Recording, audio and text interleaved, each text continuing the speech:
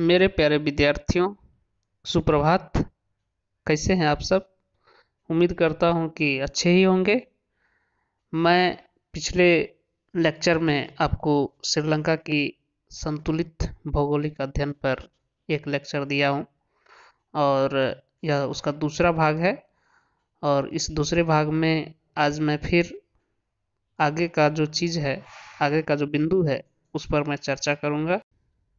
लेकिन उससे पहले कि मैं पहले लेक्चर में जो आपको बताया था उसका संक्षिप्त मैं थोड़ा सा चर्चा करूंगा कि पिछले लेक्चर में मैं आपको बताया था, श्रीलंका का परिचय दिया था, फिर आपको स्थिति एवं विस्तार के बारे में बताया था, फिर बताया था इसकी धरातलीय संरचना के बारे में, और फिर उसके बाद मैं आपको बताया था इसके अफवाह तंत्र के बारे में, जलवायु के बारे में चर्चा किया था और प्राकृतिक वनस्पति के बारे में चर्चा किया था। और आज जो मैं चर्चा करने जा रहा हूँ वह है श्रीलंका की कृषि, फिर श्रीलंका में सिंचाई के साधन, और फिर इसके बाद मैं चर्चा करूँगा श्रीलंका के खनिज पदार्थ, और अंतिम में चर्चा करूँगा इस भाग में उद्योग धंधे। तो आइए अब जानें यहाँ के कृषि के बारे में। तो कृषि यहाँ के लोगों का मुख्य व्यवसाय है। इसमें कुल श्रमिकों के 32.2% संलग्न हैं। यहाँ की प्रमुख फसलें चावल, चाय, कोको, सिनकोना, गर्म मसाले, रबड़ तथा नारियल हैं। चाय, रबड़, कहवा तथा नारियल यहाँ की प्रमुख व्यापारिक एवं बागाती फसलों में गिना जाता है। अब हम इसका अलग अलग प्रमुख फसलों की चर्चा करेंगे। तो इसमें पहला है चावल। चावल यहाँ की प्रमुख खाद्यान्न फसल है। देश की 30% कृषि योग्य भूमि पर चावल की 3 फसलें माहा नवंबर से मार्च, चाला जून से सितंबर तथा चेना मध्यवर्ती काल में पैदा की जाती है। चावल उपज की मुख्य क्षेत्र दक्षिणी पश्चिमी तटीय मैदान तथा मध्यवर्ती पर्वतीय ढाल तथा अन्य क्षेत्र उत्तर पश्चिमी भाग है। श्रीलंका अपनी आवश्यकता की पूर्ति का 20% चावल पड़ोसी देशों से आयात करता है। अब हम दूसरा जो इसका फसल है प्रमुख, वो है नारियल। श्रीलंका विश्व का 9% गिरी एवं 12% नारियल का तेल उत्पन्न कर विश्व में तीसरे स्थान पर है। यहाँ के प्रमुख नारियल उत्पादक क्षेत्र पश्चिमी एवं दक्षिण पश्चिमी भाग है। नारियल उत्पादों का 60% भाग विदेशों को निर्यात होता है। अब हम चर्चा करेंगे चाय के बारे में। श्रीलंका विश्व का तीसरा बड़ा चाय उत्पादक एवं अग्रणी निर्यातक देश है। यहाँ के प्रमुख चाय उत्पादक क्षेत्र पश्चिमी पहाड़ी एवं पठारी भाग एवं गौण क्षेत्र मध्यवर्ती पर्वतीय भाग की घाटियां हैं। अब चर्चा करेंगे हम रबड़ के बारे में। तो श्रीलंका विश्व में 5वां सबसे बड़ा रबड़ उत्पादक देश है। रबड़ के अधिकांश उत्पादन दक्षिणी तटीय मैदान, पश्चिमी पर्वतीय ढाल एवं निचली पठारी भूमि पर होता है। श्रीलंका अपने कुल उत्पादन का 90% रबड़ निर्यात करता है।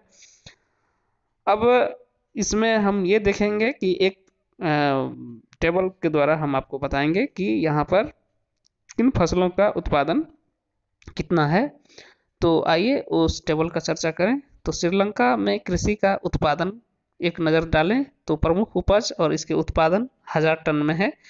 तो चावल का जो उत्पादन है वह 3,71,000 टन, नारियल का 18,50,000 टन, गन्ना का 956,000 टन, केला का 610,000 टन, चाय का 303,000 टन, कसावा का 228,000 टन, रबड़ का 32 रबड़ का 92,000 टन, आम का 78,000 टन। और जो यह आंकड़ा है ये इसका स्रोत है दी स्टेटमेंट्स ईयरबुक 2014। अब हम देखते हैं कि यहाँ पर जो भी फसलों का मैंने चर्चा किया इसके अलावा श्रीलंका में तंबाकू, चुकंदर, कसावा, कोको, दालचीनी, मकई, शकरकंद, सुपारी, काजू, आम, केला, अनानास, सीसल, हेम्प, इलायची तथा गर्म मसाले का भी उत्पादन किया जाता है। अब हम चर्चा करेंगे यहाँ के सिंचाई के साधन के बारे में। तो आइए सिंचाई के साधन के बारे में जानें। श्रीलंका के अधिकांश भागों में अच्छी वर्षा होती है, लेकिन नवंबर से मार्च माह के बीच मौसम शुष्क रहने के कारण महाबेली गंगा पर बने बांध से निचली घाटी की 4 लाख हेक्टेयर भूमि सिंची जाती है। बाल बेली गंगा योजना से 80,000 हेक्टेयर, गल ओया योजना से 1 लाख हेक्टेयर एवं मालवत योजना से 30,000 हेक्टेयर भूमि सिंची जाती है। साथ ही संपूर्ण पश्चिमी एवं उत्तरवर्ती तट पर कुओं एवं ट्यूबवेल द्वारा तथा उत्तरी भागों में तालाबों द्वारा सिंचाई होती है। तो ये यहाँ पर सिंचाई की क्या व्यवस्था, क्या साधन है, इसके बारे में मैंने चर्चा किया। अब जो मैं चर्चा करने जा रहा हूँ वह है श्रीलंका का खनिज पदार्थ। तो श्रीलंका का खनिज पदार्थ के बारे में आपने जब शुरुआत में मैं लेक्चर दिया था तो उसमें भी बताया था कि यह रत्नों का द्वीप भी कहलाता है, पूर्व का मोती भी कहलाता है। तो यहाँ पर जो है वह रत्नों का भंडार देखने को मिलता है। तो आइए अब चर्चा करें।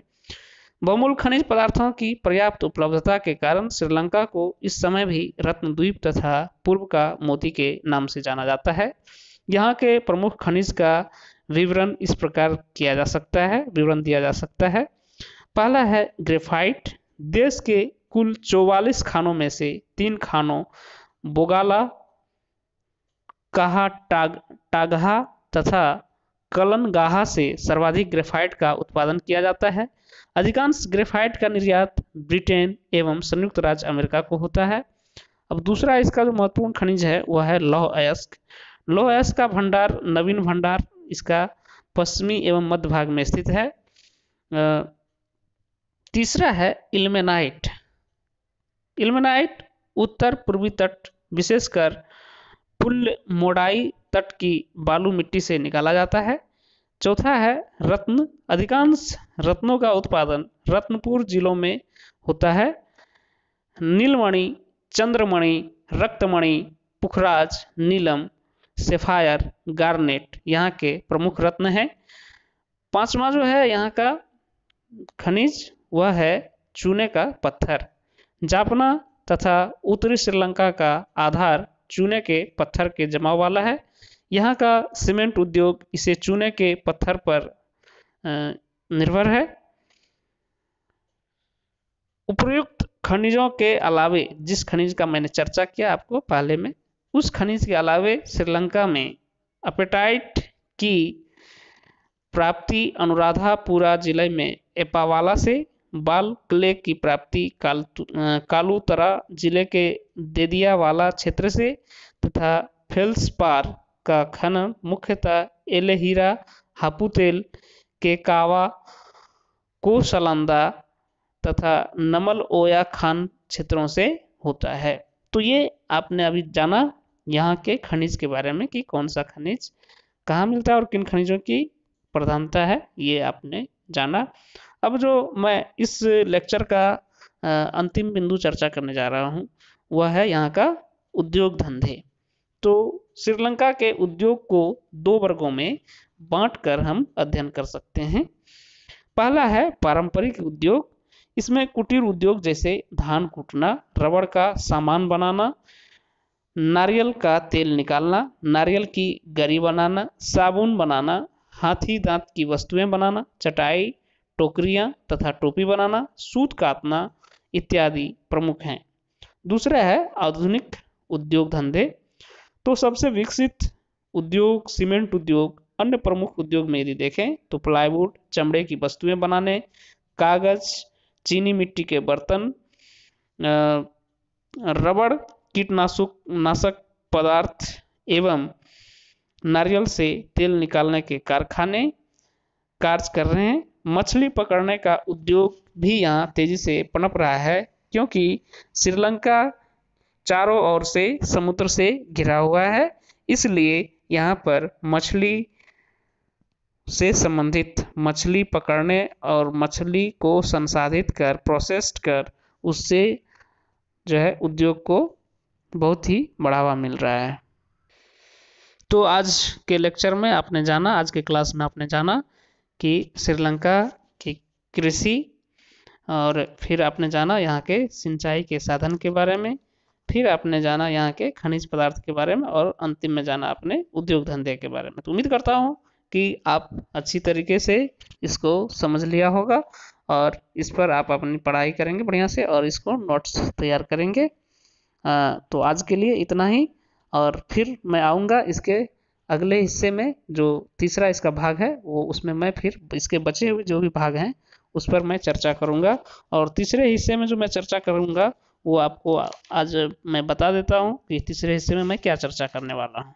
तो तीसरे हिस्से में जो मैं चर्चा करूँगा उसमें करूँगा इसका जनसंख्या का चर्चा करूँगा, प्रमुख नगर के बारे में चर्चा करूँगा, परिवहन के साधन के बारे में चर्चा करूँगा, फिर इसका प्राकृतिक प्रदेश के बारे में चर्चा करूँगा, और फिर अंत में जाकर के इसका विदेशी व्यापार के बारे में चर्चा करूँगा, और तब जाकर के यह पाठ पूरा हो जाएगा।